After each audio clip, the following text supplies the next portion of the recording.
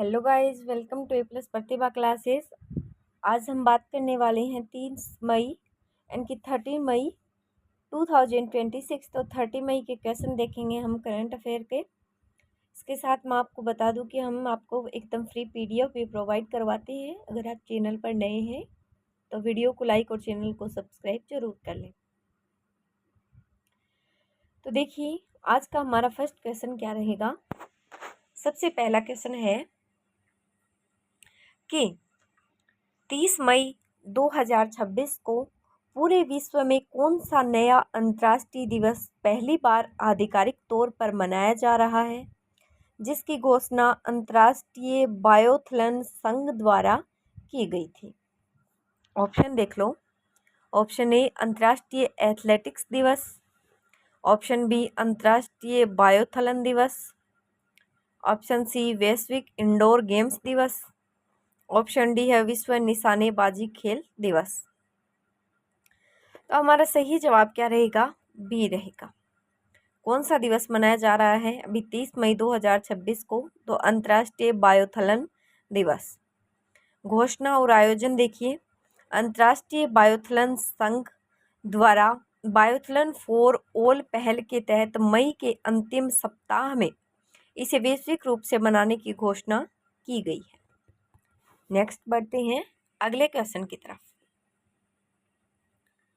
देखिए, साथ साथ में आपको ध्यान क्लास में ही रखना है ताकि आपके सारे क्वेश्चन साथ साथ में ही क्लियर हो जाएं।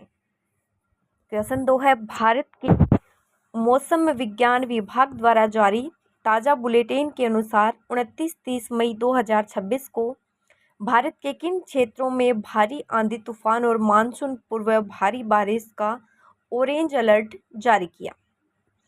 ऑप्शन ए है लद्दाख और जम्मू कश्मीर, ऑप्शन बी है केरल, पूर्वोत्तर भारत और तटीय क्षेत्र, ऑप्शन सी है थार मरुस्थल राजस्थान, ऑप्शन डी है थार मरुस्थल ये पश्चिमी पंजाब और हरियाणा। तो सही जवाब क्या है इसका? केरल, पूर्वोत्तर भारत और तटीय क्षेत्र, इन क्षेत्रों में आंधी तूफान मानसून का अलर्ट जारी किया गया है। ऑप्शन बी इसका सही उत्तर होगा। और बी में देखिए, मौसम में बदलाव। भारत मौसम विज्ञान विभाग के ताज़ा बुलेटिन के अनुसार दक्षिण पश्चिम मानसून के पहले समय से पहले आगमन और सक्रिय मौसम प्रणालियों के कारण केरल, पूर्वोत्तर भारत और उससे सटे तटीय एवं दक्षिणी प्रायद्वीपीय क्षेत्रों में 29-30 मई 2026 को भारी आंधी और तूफान की संभावना है। और उसके लिए कौन सा अलर्ट जारी किया है? रेड या ऑरेंज? तो सही जवाब रहेगा ऑरेंज अलर्ट। नेक्स्ट बढ़ते हैं आगे। क्वेश्चन नंबर 3 है, 30 मई 2026 को हरियाणा के कैथल और गुहला न्यायिक परिसरों में लंबित चेक बाउंस मामले में आपसी समझौते से सुलझाने के लिए किस विशेष मंच का आयोजन किया जा रहा है? ए राष्ट्रीय लोक अदालत, बी विशेष लोक अदालत, सी डिजिटल मध्यस्थता शिविर और डी है उपभोक्ता निवारण मंच।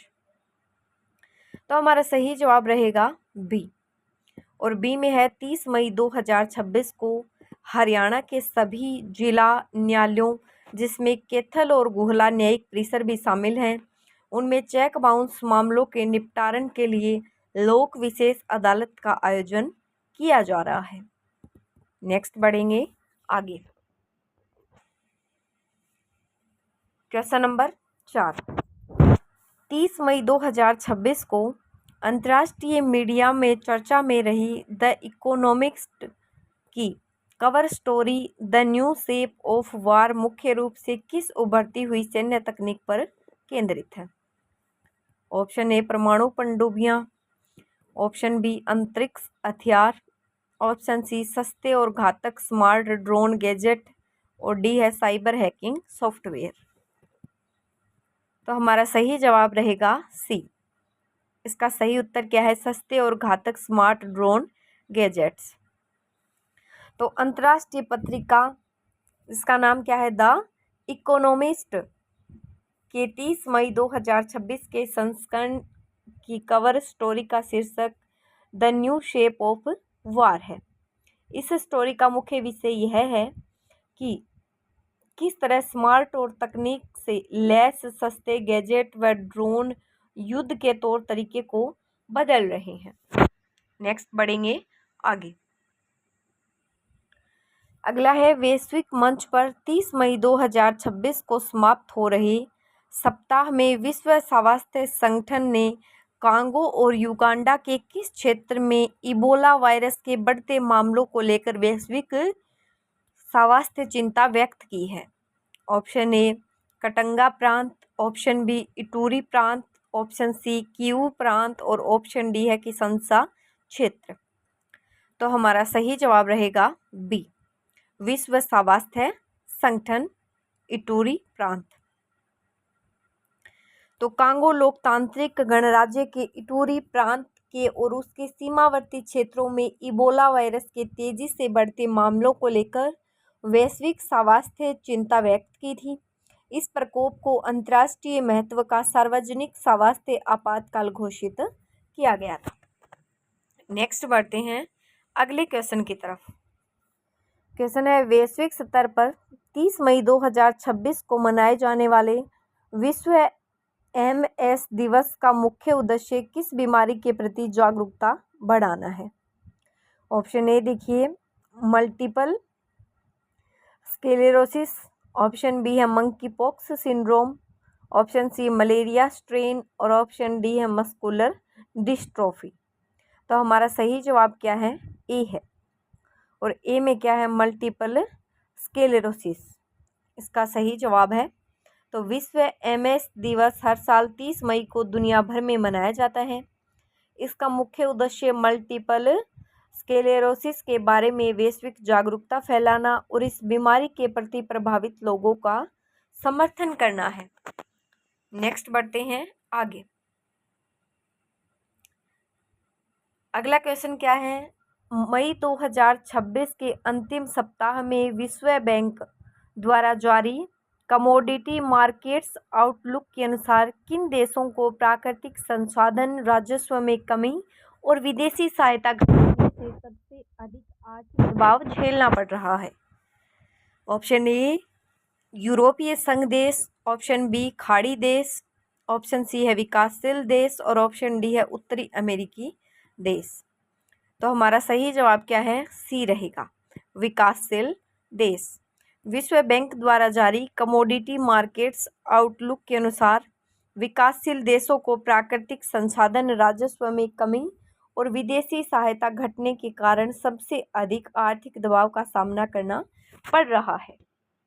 आगे बढ़ेंगे।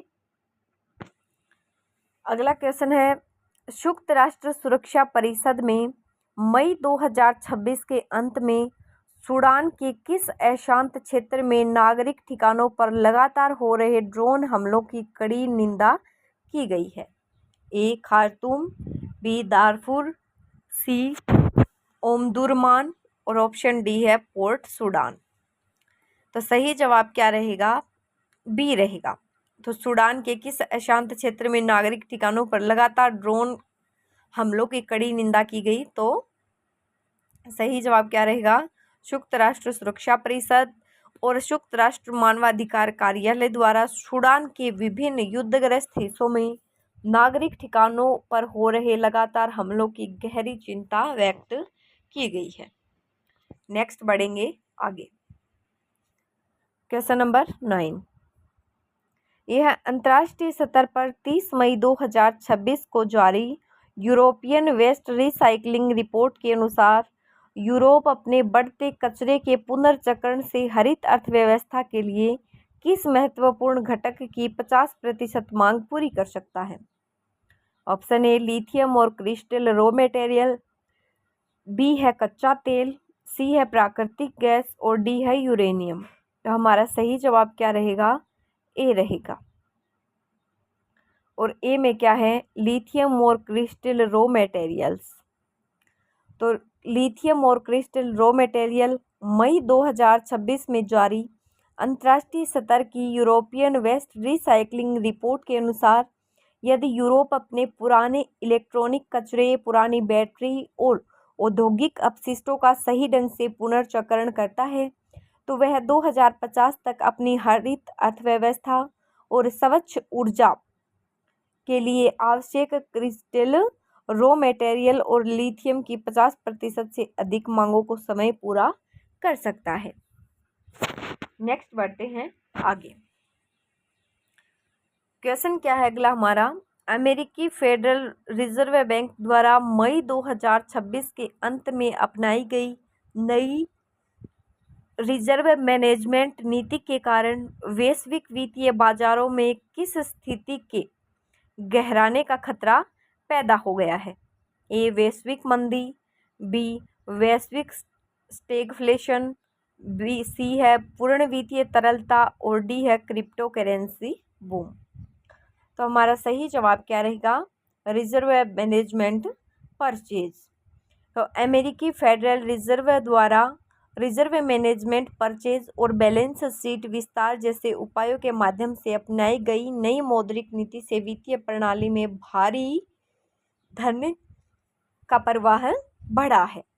नेक्स्ट बढ़ेंगे आगे। Question number 11। क्वेश्चन नंबर 11 है, वित्तीय वर्ष 2026-27 के शुरू होने वाली केंद्र सरकार की भव्य योजना का लक्ष्य कितने औद्योगिक पार्क विकसित करना है? ए 50, बी 75, सी 100, डी 120। तो सही जवाब क्या रहेगा? सी। और सी में क्या है? 100। तो केंद्र सरकार की भव्य योजना का लक्ष्य वित्तीय वर्ष 2026-27 से शुरू होकर 6 वर्षों में कुल 100 औद्योगिक पार्क विकसित करना है। कितने औद्योगिक पार्क? कुल 100। नेक्स्ट बढ़ेंगे आगे। क्वेश्चन नंबर 12 ये है, हाल ही में किस देश ने वर्ष 2026 के लिए global artificial intelligence safety summit की मेजबानी की है? Option A Bharat, option B दक्षिण कोरिया, ऑप्शन सी फ्रांस और ऑप्शन डी जापान। तो हमारा सही जवाब क्या रहेगा? ए रहेगा। और ए में क्या है? भारत। तो वर्ष 2026 में global artificial intelligence safety summit, जिसे इस वर्ष व्यापक प्रभाव देखते हुए एआई इम्पैक्ट समिट भी कहा गया है, उसकी मेजबानी किसने की है? भारत ने की है। तो समझ में आ गई ये चीज़, global artificial intelligence safety summit की मेजबानी किसने की है? इंडिया ने की है। इसी के साथ बढ़ते हैं अगले क्वेश्चन की तरफ। क्वेश्चन है, नारकोटिक्स कंट्रोल ब्यूरो यानी कि एनसीबी। तो नारकोटिक्स कंट्रोल ब्यूरो द्वारा अंतर्राष्ट्रीय ड्रग्स नेटवर्क के खिलाफ चलाया गया ऑपरेशन व्हाइट स्ट्राइक मुख्य रूप से किस शहर में केंद्रित था? दिल्ली, बी मुंबई, सी कोलकाता और डी चेन्नई। तो हमारा सही जवाब रहेगा मुंबई। ऑपरेशन व्हाइट स्ट्राइक का मुख्य केंद्र कौन सा शहर था? तो मुंबई था। एनसीबी ने मुंबई में 1745 करोड़ रुपए की 349 किलोग्राम उच्च गुणवत्ता वाली कोकीन जब्त करके एक बड़े अंतर्राष्ट्रीय नशीले पदार्थों के गिरोह वाली नकेल कस दी है। नेक्स्ट बढ़ेंगे आगे। क्वेश्चन नंबर 14 है, संयुक्त राष्ट्र द्वारा किसे military gender advocate of the year award से सम्मानित किया गया है? Option A major Abhilasha Barak, option B captain Shiva Chauhan, option C lieutenant colonel Shubhangi Swaroop, option D है विंग कमांडर दीपिका मिश्रा। तो हमारा सही जवाब है ए मेजर अभिलाषा बराक।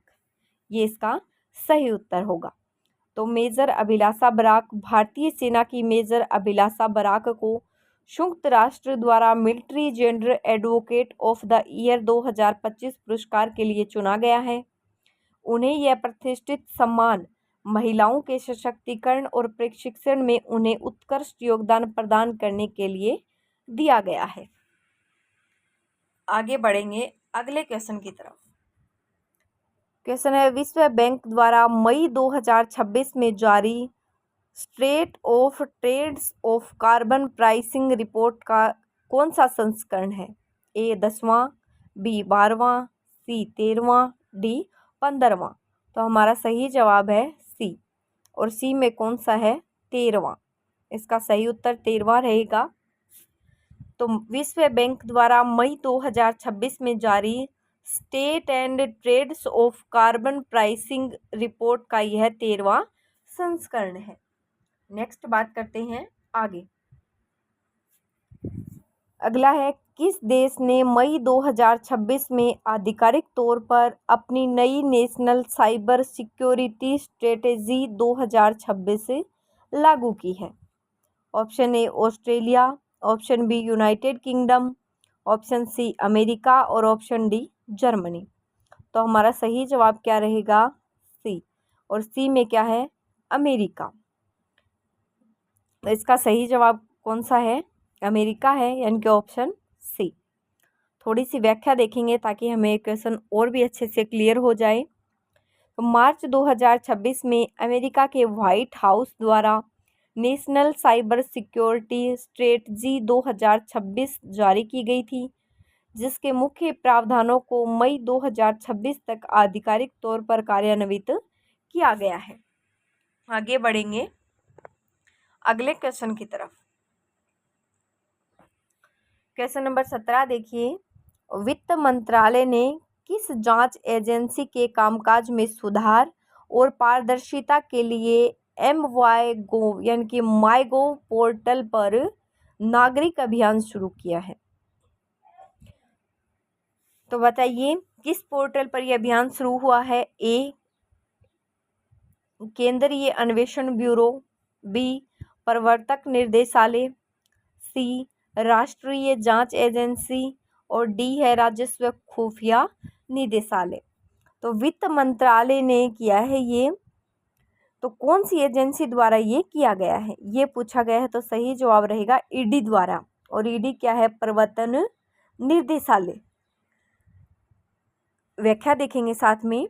तो वित्त मंत्रालय के अंतर्गत आने वाले राजस्व विभाग की प्रमुख वित्तीय जांच एजेंसी प्रवर्तन निदेशालय यानी कि ईडी के कामकाज में सुधार और पारदर्शिता को बढ़ावा देने के लिए MyGov portal investing suggestion of improvement in funding of ED नामक अभियान शुरू किया गया है। तो अभियान का नाम आपको पता चल गया। नेक्स्ट बढ़ते हैं क्वेश्चन नंबर 18 की तरफ। चलिए साथ साथ समझते रहिए चीज़ों को। क्वेश्चन नंबर 18 क्या है? हाल ही में खबरों में रहा एक्वेरियस क्या है, जिसे नासा और यूरोपीय अंतरिक्ष एजेंसी द्वारा संयुक्त रूप से लॉन्च किया गया है? ऑप्शन ए समुद्री अनुसंधान उपग्रह, ऑप्शन बी मंगल मिशन रोवर, ऑप्शन सी एक नया क्षुद्र ग्रह, ऑप्शन डी है डीप स्पेस टेलीस्कोप। तो क्वेश्चन क्या है? जो ये है एक्वेरियस, ये क्या है जिसे नासा और यूरोपीय अंतरिक्ष एजेंसी द्वारा लॉन्च किया गया, यानी कि दोनों ने संयुक्त रूप से इसे लॉन्च किया है। तो ये क्या है? ये है समुद्री अनुसंधान उपग्रह। तो एक्वेरियस एक समुद्री अनुसंधान उपग्रह है जिसे नासा और अर्जेंटीना की अंतरिक्ष एजेंसी द्वारा संयुक्त रूप से अंतरिक्ष से महासागरों की सतह की लवणता को मापने के लिए 2011 में लॉन्च किया गया था। आगे बढ़ेंगे अगले क्वेश्चन की तरफ। क्वेश्चन है, IPL 2026 का फाइनल मुकाबला मई 2026 के अंत में किस स्टेडियम में आयोजित किया जा रहा है? कौन सा मुकाबला है IPL 2026 का मुकाबला?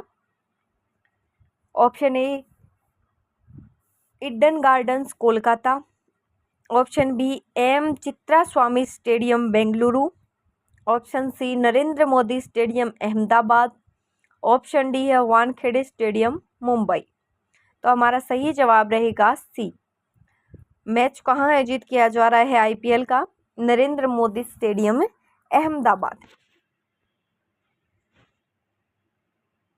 तो थोड़ी सी व्याख्या देखेंगे इसकी। IPL 2026 का फाइनल मुकाबला 31 मई को अहमदाबाद के नरेंद्र मोदी स्टेडियम में आयोजित किया जा रहा है।